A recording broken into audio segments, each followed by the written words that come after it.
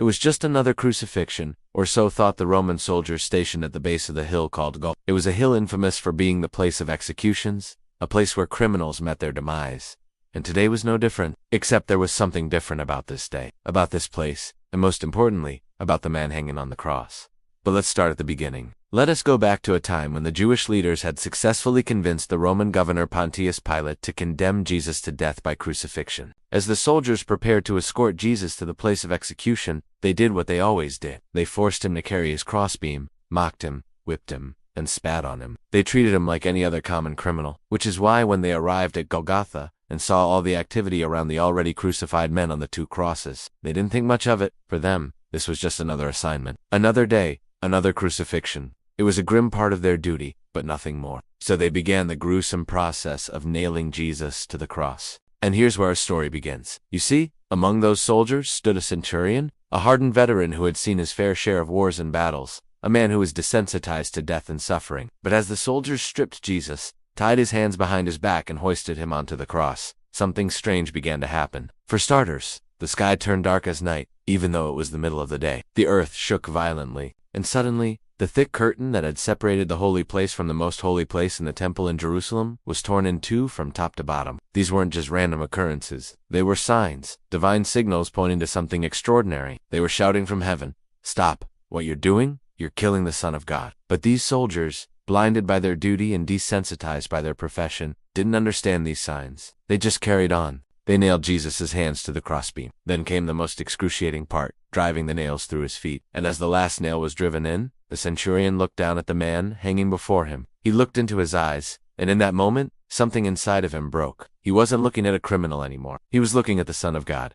You see, despite the mocking laughter and casual brutality of the soldiers, Jesus throughout it all had maintained his dignity and composure. Even when they gambled for his clothes and cast lots for his seamless robe, he remained silent. And now, hanging there naked and exposed, he radiated a kind of power and peace that transcended his physical suffering. The centurion realized he wasn't just looking at a man, he was looking at the Son of God, and as he confessed this truth, truly, this was the Son of God. Something incredible happened. In that moment, the rough, hardened soldier who had known only war and violence felt a transformation sweep over him. His heart, calloused by years of battles, suddenly opened up. His eyes, dulled by the horrors he had seen, welled up with tears. He fell to his knees before Jesus and cried out, my God, why have you forsaken me?" This wasn't just a declaration, it was an experience of spiritual awakening. The centurion, who would come to be known as Longinus, in Christian tradition, had become the first convert of Christianity. But who was he? Well, let me tell you, we don't know much about him from the Bible. In fact,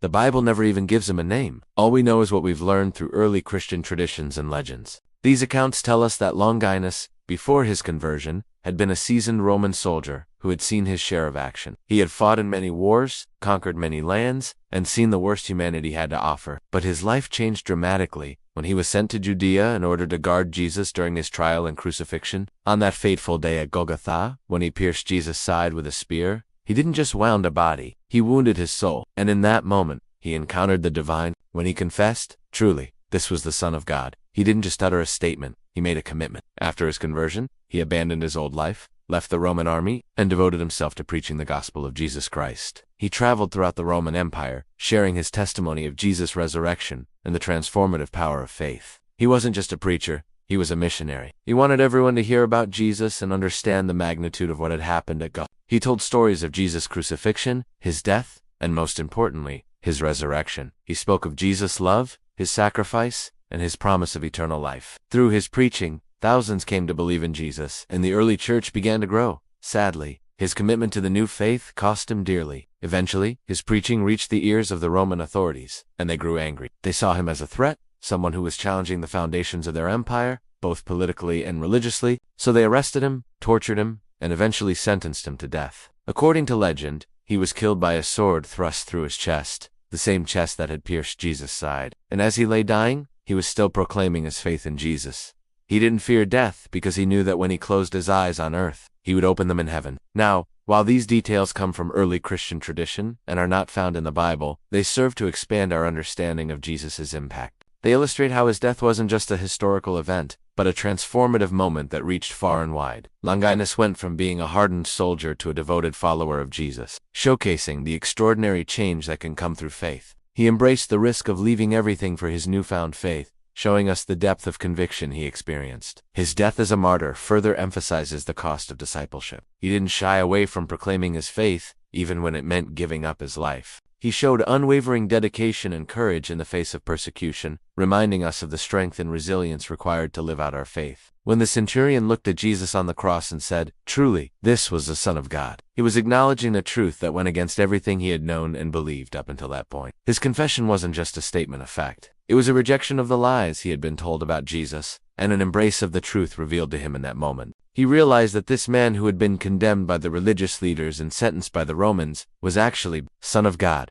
It was a revelation that shook him to his core and transformed him forever. As the centurion stood there, the weight of his realization hit him hard. He was in the presence of greatness, of divinity, and he understood that he was in the presence of someone far more powerful than any Roman emperor or high priest. In that moment, he didn't just acknowledge Jesus' divinity. He surrendered to it. He realized that his previous denials, his doubts, and his actions against Jesus were meaningless in the face of who Jesus truly was. When the centurion confessed, "Truly, this was the Son of God," he wasn't just stating a belief. He was declaring a new allegiance. He was choosing to follow Jesus, not from a distance, but wholeheartedly. His confession was a turning point, not just in the narrative of Jesus' crucifixion, but in the story of salvation history. It marked a shift in understanding, a recognition that Jesus wasn't just a victim of circumstance or a revolutionary who had met his match in the Roman war machine. He was the Son of God.